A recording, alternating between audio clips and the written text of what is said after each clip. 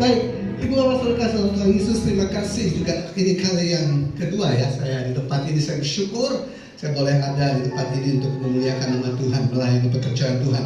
Baik, langsung saja kita akan baca firman Tuhan dari kitab yang terakhir, dari kitab Wahyu. Kita akan baca kitab Wahyu pasalnya yang ketiga, ayatnya yang ke-20. Ya, tadi sudah didoakan, sudah diumumkan. Saya Pendeta Julius Omar Paum, saya sendiri bersama-sama dengan Pendeta Jonas Sitohang ya di Sentul City, tempat ibadah kami.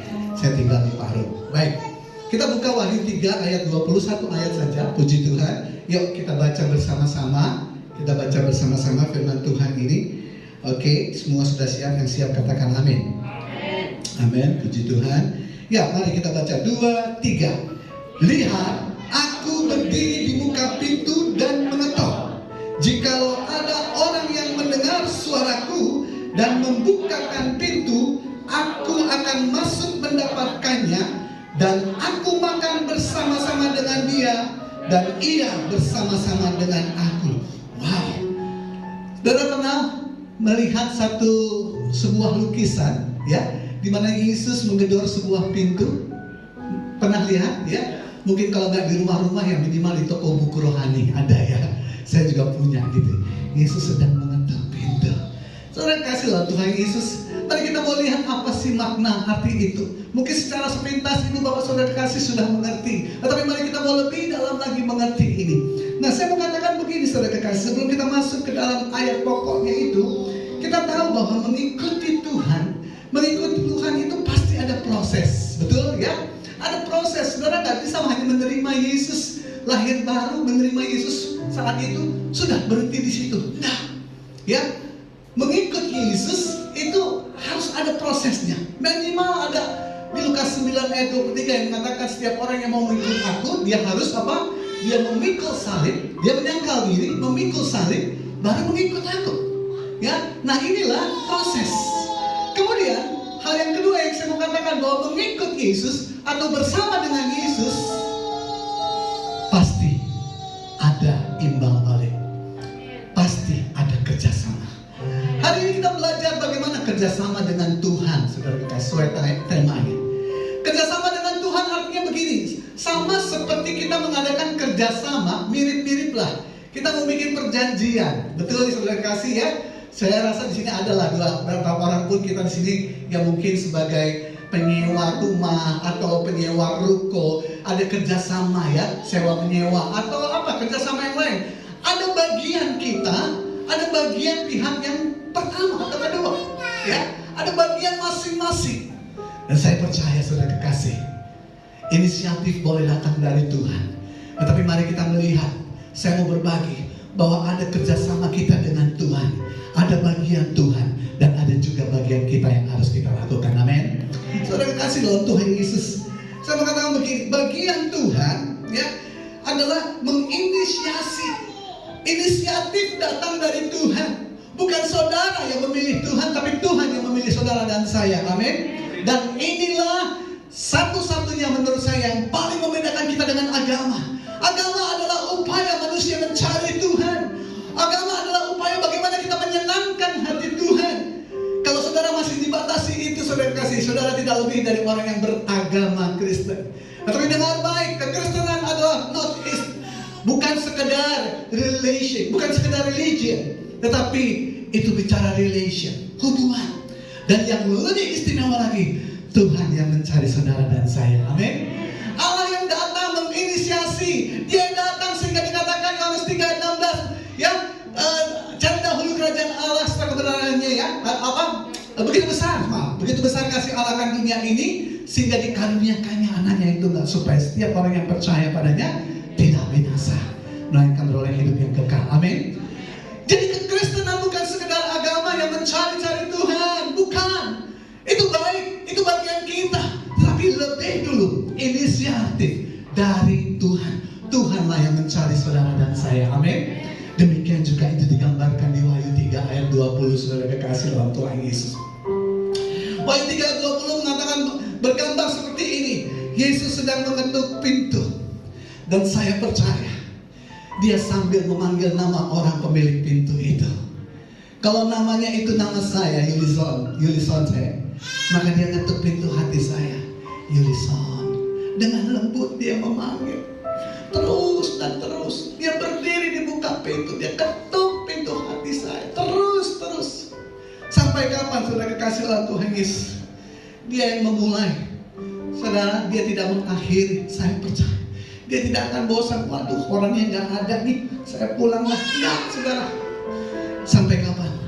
Sampai si pemilik rumah membuka pintunya. Amin. Dan itulah bagian saudara dan saya. Saudara kasih dalam Tuhan Yesus, berdiri di buka pintu hati saudara dan saya. Saya tidak tahu persis bagaimana atau kapan saudara betul-betul membuka pintu hati kepada Yesus, buat Yesus. Saya tidak tahu.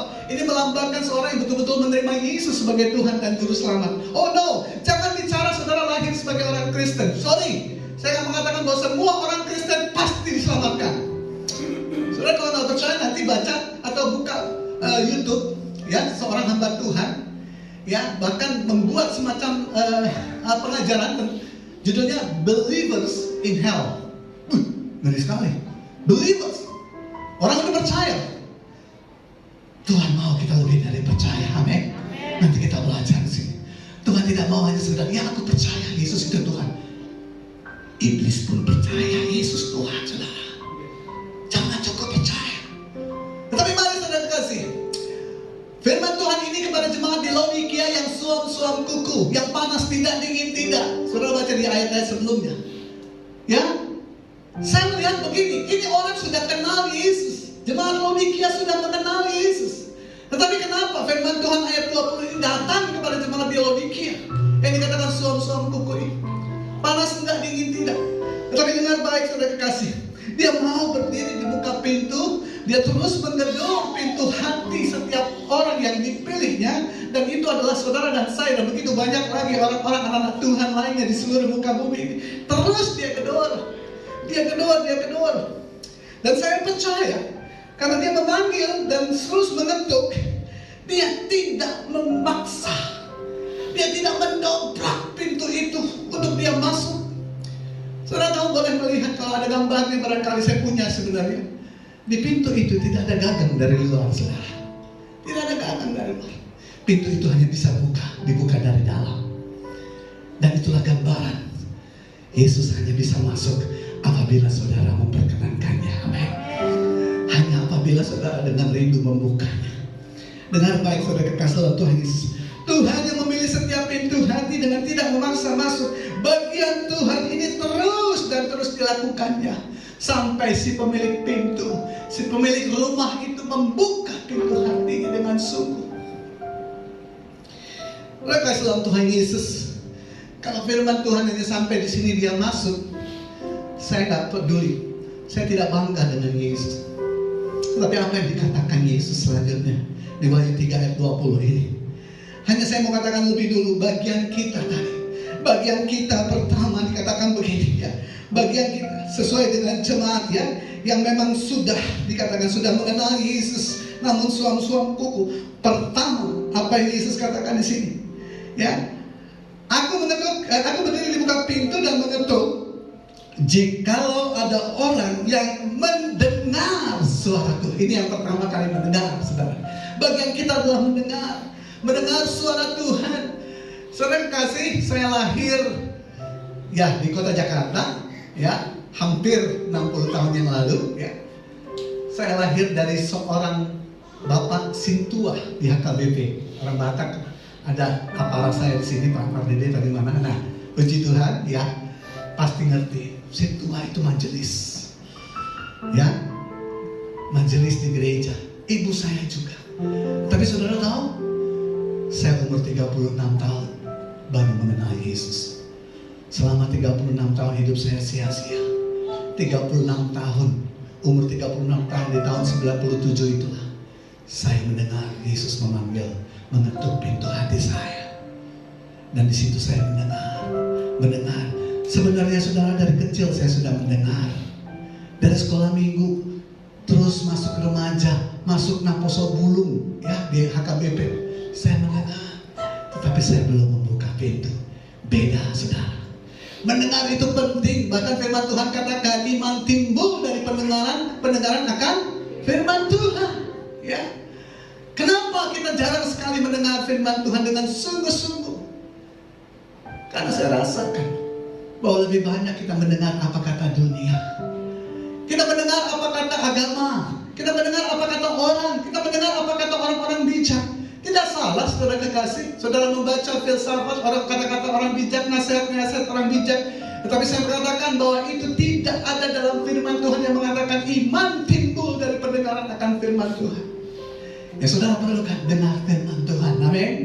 Dengar firman Tuhan. Inilah yang penting saudara kekasih.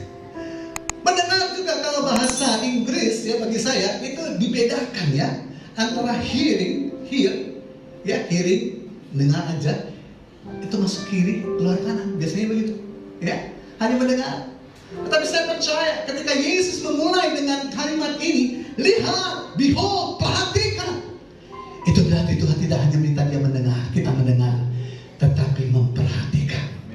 Atau bahasa Inggrisnya mungkin listening to, betul-betul listening to. Oh ya, betul-betul saudara kekasih. Dan itu hanya dilakukan oleh orang-orang yang dipilih Tuhan. Saudara dan saya dan begitu banyak juga anak-anak Tuhan lainnya. Amin saudara. Dengar baik, sungguh-sungguh apa yang Tuhan mau. Tuhan mau masuk di dalam hidup saudara dan saya. Dia mau terus masuk dan tinggal di dalam hidup kita. Nah saudara dikasih dalam Tuhan Yesus. Bagian pertama dikatakan kita mendengar. Ya, saya percaya ketika saya mendengar firman Tuhan di sekolah minggu, di gereja-gereja, bahkan saya ikut guru malua, kalau bahasa Indonesianya katekisasi gitu ya. Saudara, dengar baik, sekali lagi saya tidak membuka pintu. Saya hanya mendengar saat itu. Tetapi mungkin kalau saya sampai di situ saja, saya berhenti di situ saja, saudara, maka hanya telinga saya yang masuk surga, saudara ya. Ada cerita mungkin ya sedikit, saudara mungkin pernah dengar guyonan aja, ada orang masuk ke surga katakanlah, dia diiringi oleh malaikat diantar mau ke tempatnya, ke rumahnya, melewati satu gudang. Gudang apa ini kan? Malaikat, gudang apa? Oh, ini ada gudang bagian tubuh manusia. Loh, apa sih begitu dilihat? Ayo kita lihat. Wow, ribuan, jutaan telinga, saudara. Loh, kenapa? Kok telinga ada di sini? Ini telinga dari orang-orang yang hanya mendengar firman Tuhan, saudara, tapi tidak melakukan firman Tuhan. Jadi saudara kekasih, jangan cukup mendengar, amin. Jangan cukup mendengar, tapi mendengar dan melakukan firman Tuhan. Ayo kita lanjutkan, saudara kekasih. Ini bagian kita. Mari kita melatih mendengar, jangan lebih banyak mendengar kata dunia, tetapi jangan hanya sekedar mendengar. Mari kita memperhatikan firman Tuhan. Apa yang Tuhan mau? Kalau kita mendengar Yesus mengetuk pintu hati kita sambil memanggil nama kita, saya percaya saudara kekasih, saudara yang ada di sini pasti sudah mendengar itu. Dan bahkan bagian yang ketiga, saya berdoa, saya percaya bahwa kita semua di sini juga sudah lakukan. Apa itu bagian ketiga? Membukakan pintu buat Tuhan, amin. Mempersilakan ia masuk. Mari masuk Tuhan, mari masuk. Ya, firman Tuhan menyatakan bahwa Yesus rindu masuk di dalam hidup kita. Mari masuk, mari masuk, masuk hatiku, ya Yesus. Stop. Saudara mau sampai di situ? Saya percaya mungkin anak-anak sekolah minggu sudah diajarin lagu itu. Betul saudara, Yesus perlu masuk ke dalam hidupmu, amin. Tetapi saya gak mau Yesus hanya masuk. Nah inilah inti khotbah saya, saudara kekasih. Saya percaya anak-anak Tuhan di sini, saudara, Bapak Ibu, saudara kekasih, dan saya sudah mendengar firman Tuhan. Saudara sudah membuka pintu. Saudara sudah mempersilakan masuk. Apakah cukup, saudara? Saya mengatakan tadi, mendengar cukup tidak? Membuka pintu cukup tidak, saudara? Wah, sampai bagaimana? Udah mendengar, udah saudara kekasih dalam Tuhan Yesus, kita semua sudah mendengar firman Tuhan. Ada juga yang sampai mendengar saja belum membuka pintu. Dan saya bersyukur, saya berdoa percaya bahwa jemaat di sini sudah mendengar dan sudah membuka pintu bagi Yesus. Amin. Ya, saya percaya. Tetapi saya mau katakan sekali lagi, tidak cukup saudara kekasih. Ini lagi yang saya sampaikan saudara kekasih. Apa artinya Tuhan bilang di ayat 20 ini? Saya hanya khotbah dari satu ayat ini saja saudara. Memang ada ayat-ayat pendukungnya. Ya, dikatakan begini. Kalau ada orang yang mendengar tadi penting, lalu membukakan pintu itu juga penting. Dua hal itu saya percaya orang-orang Kristen lebih banyak sudah melakukannya. Tetapi dia tidak berhenti. Karena aslinya di situ koma saudara kekasih. Dikatakan aku akan masuk mendapatkannya dan aku makan bersama-sama dengan dia dan dia bersama-sama dengan aku. Setelah mendengar, setelah membuka pintu, masih ada dua tahap lagi saudara. Wah, nggak cukup hanya membuka pintu, enggak. Kalau saudara mau betul-betul hidup serupa dengan Yesus, jangan pernah hanya cukup membuka pintu. Kenapa saudara kekasih dalam Tuhan Yesus? Saya mau katakan begini. Ini firman Tuhan. Maksud Tuhan mau masuk ke dalam hati kita itu sudah jelas. Tetapi seringkali saudara kekasih, seringkali anak-anak Tuhan, baik mereka yang sudah bertobat lama maupun yang bertobat baru, hanya menempatkan Yesus sampai di ruang tamunya. Quote and quote, di ruang tamu. Saudara memperlakukan Yesus sebagai tamu. Saudara tahu ruang tamu bagaimana? Saya yakin percaya, ruang tamu adalah ruang yang paling bagus, amin. Ruang yang paling saudara dandanin, ruang yang paling saudara benahi supaya kelihatan cantik. Tetapi puji Tuhan, saudara kekasih, saya dapatkan hikmat dari sini. Tuhan datang bilang begini, aku akan makan, mendapatkannya. Yesus yang mendapatkan kita, aku akan makan bersama-sama dengan dia dan dia bersama-sama dengan aku. Ada dua hal penting dari kalimat ini saudara kekasih. Yang pertama, kenapa makan saudara kekasih? Kenapa Yesus nggak bilang, aku akan mengajak dia, akan kutunjukkan kemuliaanku, aku akan kuajak dia, aku akan berekreasi, aku akan memberikan dia pekerjaan dan sebagainya. Kenapa makan? Dan Tuhan mau dan Tuhan tahu bahwa makanlah yang dibutuhkan kita saudara. Makan apa artinya saudara kekasih? Ya, dalam perenungan saya mengatakan begini, makan itu untuk hidup. Yang percaya katakan amin. Bukan hidup untuk makan, ya. Kalau hidupmu untuk makan, bangun pagi saudara yang cari makan, betul. Malam pun aduh lapar nih makan. Hidupnya buat makan aja, cari uang buat makan aja. Dan itulah kebanyakan manusia. Yang penting kampung tengah katanya perutnya. Saudara kasih dalam Tuhan Yesus. Saya mau katakan mulai hari ini betul-betul kita balik. Kalaupun saudara makan, saudara menikmati makan, itu untuk hidup saudara. Amin. Ya, firman Tuhan katakan di 1 Raja-Raja 14 ayat 7 dan 8. Saya bukakan, saya bacakan begini firman Tuhan tentang Elia. Malaikat Tuhan datang untuk kedua kalinya dan menyentuh Elia serta berkata, bangunlah, makanlah, sebab kalau tidak perjalananmu nanti terlalu jauh bagimu. Maka bangunlah ia, lalu makan dan minum. Dan oleh kekuatan makanan itu, ia berjalan 40 hari 40 malam lamanya sampai ke gunung Allah, yakni gunung Horeb.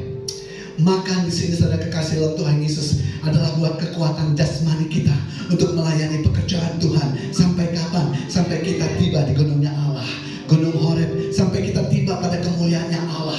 Makan untuk jasmani itu penting saudara kekasih. Tetapi saya mau katakan ada makanan yang lebih penting lagi, seperti makanan Tuhan Yesus. Yesus mengajak kita makan adalah makanan dia. Dan dia bilang makananku adalah melakukan pekerjaan Allah dan menyelesaikan tugasnya. Amin. Menyelesaikan pekerjaannya. Amin. Makananku adalah, ya ini di sini ada firman Tuhan katakan begini. Makananku adalah melakukan kehendak dia yang mengutus aku dan menyelesaikan pekerjaannya. Itu di dalam hal makan ini saudara kasih ada dua hal. Makanan jasmani puji Tuhan. Makanya firman Tuhan juga mengatakan begini, bila ada makanan dan pakaian cukuplah. Amin. Ya, makanan dan pakaian cukup. Firman Tuhan katakan seperti itu. Karena makanan itu penting dan saya percaya.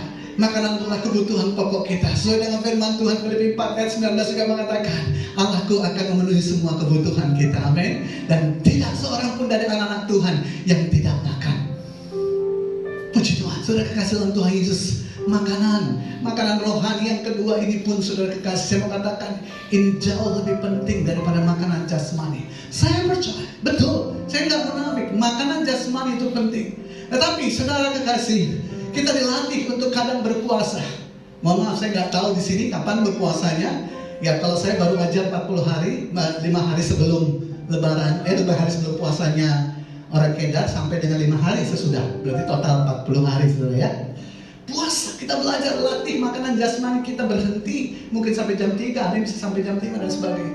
Tetapi makanan rohani, jangan pernah puasa akan makanan rohani. Amin saudara.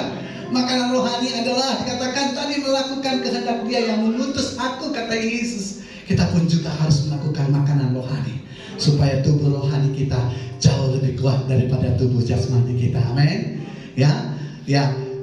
Ilustrasinya mungkin saudara pernah dengar ada katakanlah ayam putih dan ayam hitam, saudara kekasih ya. Terus saja kedagingan kita ini dilambangkan ayam hitam, rohani kita, iman kasih kita itu ayam putih. Yang mana yang saudara lebih banyak kasih makan?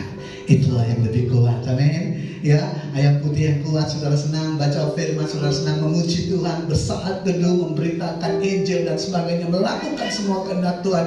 Itu saudara sedang menikmati makanan rohani. Maka rohani saudara akan semakin kuat, akan semakin besar. Sama seperti Paulus. Meskipun tubuh lahiriah, tubuh jasmaniah kita, tubuh jasmaniahku akan semakin merosot, tetapi manusia lahiriahku, manusia rohaniaku semakin kuat di dalam Tuhan Yesus. Amin. Itu yang Tuhan mau. Ketika Yesus kita dengar, ketika Yesus kita undang masuk, saat itu Dia tidak mau hanya di ruang tamu.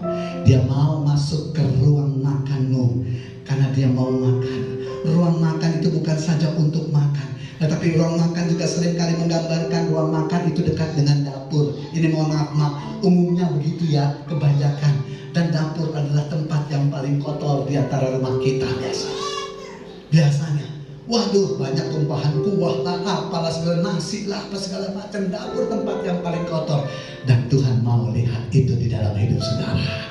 Saudara tidak cukup hanya mengatakan, Tuhan ini lihat aku yang bersih, oh aku berbahasa roh, oh aku melakukan perbuatan baik, aku menolong orang, aku berdoa. Itu ruang tamu saudara. Tetapi ketika saudara mengizinkan Yesus masuk lebih dalam lagi sampai ke ruang makanmu, dan Dia melihat betapa kotornya dapur hidupmu, saudara kekasih. Ini dosaku Tuhan, ini kebiasaanku yang buruk, ini aku masih suka begini Tuhan. Ini akui di hadapan Tuhan, jangan disembunyikan. Tidak ada satupun ruang yang tersembunyi dalam hidupmu bagi Yesus. Amin. Bagi Yesus tidak ada yang tersembunyi. Ajak Dia lebih dalam. Gak cukup di ruang tamu. Saya mau katakan orang ke gereja, rajin ke gereja itu bagus, tapi ini ruang tamu saudara.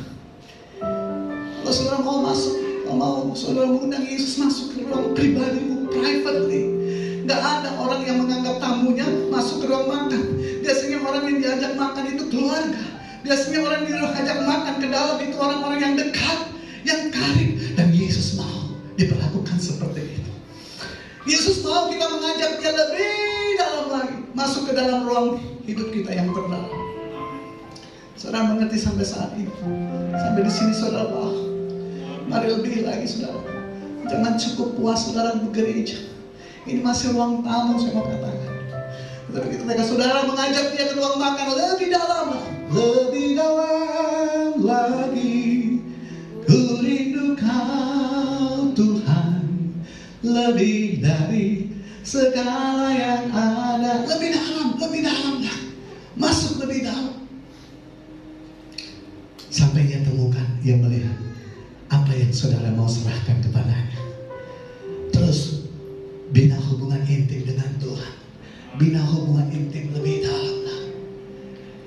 Dan yang terakhir, yang kedua, saudara kekasih, apa artinya makan?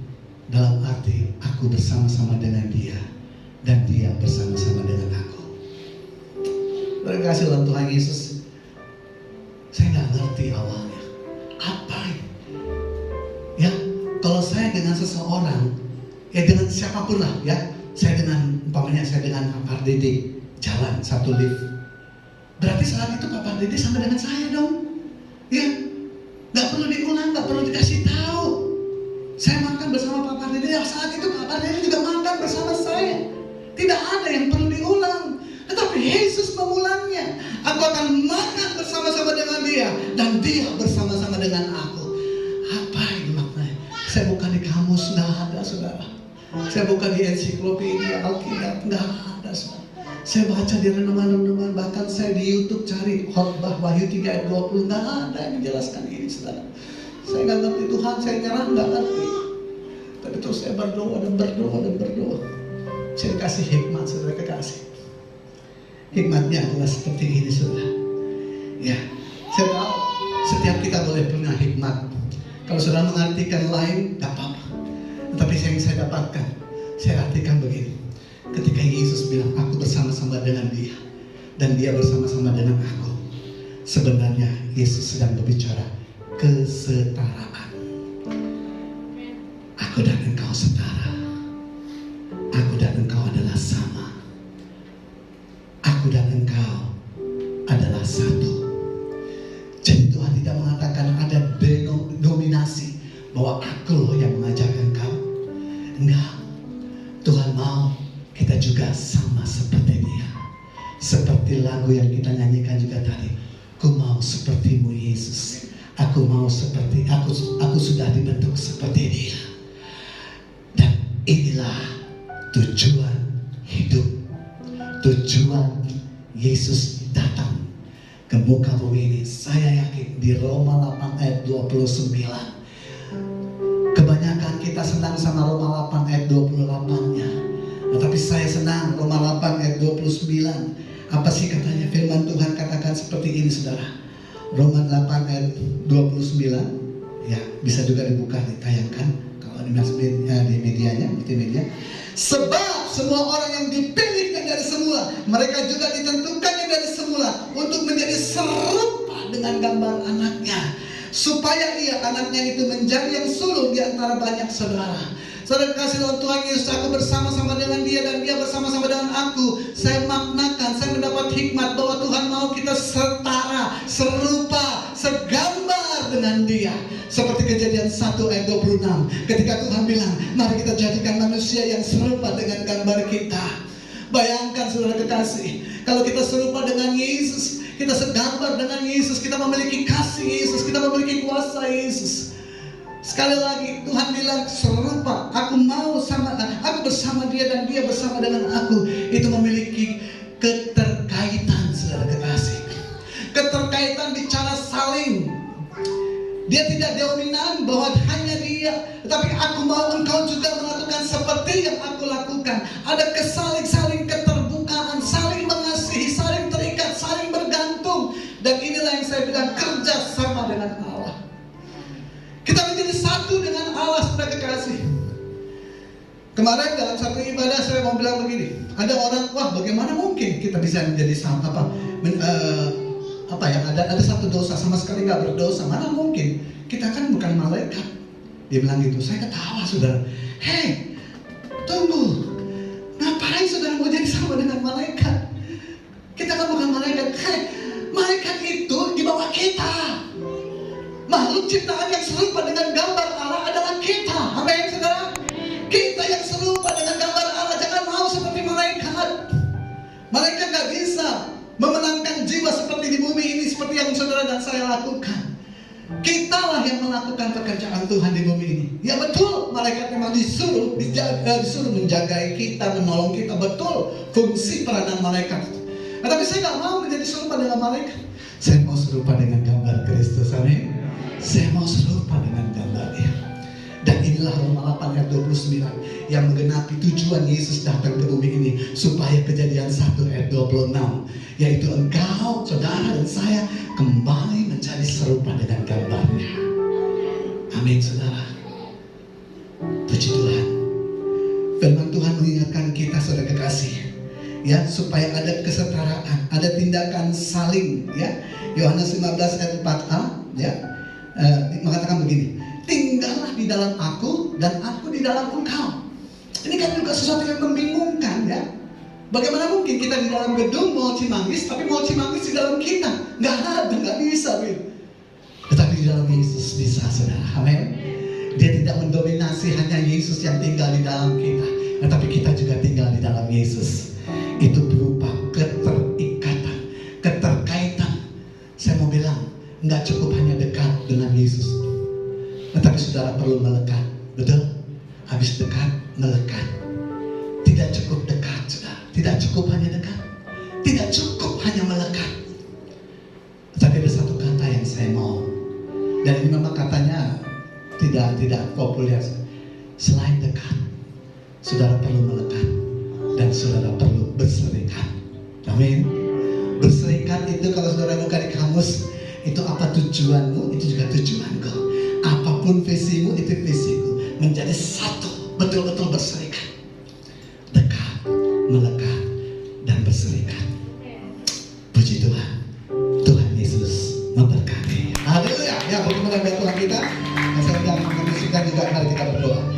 Bapa, kami bersyukur, terima kasih kebenaran firman-Mu boleh tiba kepada setiap kami. Tuhan, Engkau menghendaki kami bukan saja mendengar Engkau yang tinggal di dalam kami, dan Engkau mau masuk ke dalam kami, tapi kami membuka pintu, mempersilakan Engkau masuk ke dalam hidup kami. Mari masuk, Tuhan. Dan Engkau hari ini, pagi ini, Tuhan meringatkan kami, tidak cukup kami hanya mengundang Engkau pada sampai satu tahap, lalu mempersilakan Engkau masuk ke dalam ruang tamu kami, tapi Tuhan mau supaya kami masuk, supaya Engkau dan aku, kita masuk ke dalam ruang yang lebih dalam, ruang yang lebih pribadi, ruang yang nampaknya mungkin kotor, namun Tuhan mau sampai lebih dalam lagi. Terima kasih Tuhan buat kebenaran firman-Mu. Oh, kami percaya kuasa-Mu tidak terbatas untuk menjadikan firman-Mu terang dan garam, untuk menjadikan kekuatan buat setiap kami. Kami tidak sebatas mendengar firman Tuhan, tetapi kami mau mendengar hari ini. Setiap kami yang mau mengundang Yesus benar-benar masuk, dan tidak hanya sekedar masuk, tetapi terus ke dalam kehidupan kami yang terdalam. Kami percaya Tuhan, Engkau berkenan pada mereka. Terpujilah Engkau Allah yang hidup. Kami ucap syukur Engkau memberkati gereja-Mu di sini, Tuhan. Epicentrum of Mercy, Eom. Tuhan, terima kasih gereja-Mu, gereja yang menjadi terang, menjadi garam, gereja yang penuh pengurapan Tuhan, sehingga memenangkan banyak jiwa bagi kemuliaan nama Tuhan. Terpujilah Engkau Allah yang hidup. Berkat-Mu sempurna bagi gembala tempat di semua pengerja pelayan Tuhan, semua jemaat-Mu hidup di dalam takut akan Tuhan dan mengundang Engkau masuk lebih dalam lagi. Dan di akhir ibadah kami ini, Tuhan, kami mau membuka kedua tangan kami, membuka hati kami, dan menerima berkat anugerah, rahmat, damai, sejahtera yang melimpah dari Bapa di surga, di dalam kasih sayang, kasih setia, pertolongan, pembenaran, pembelaan Tuhan Yesus. Betapa syukur Tuhan yang manis dengan Roh Kudus kami nikmati sepanjang hari hidup kami sampai Maranatha dan selama-lamanya. Di dalam nama Tuhan Yesus Kristus, mari kita orang percaya sudah diberkati, berdoa bersama-sama kita katakan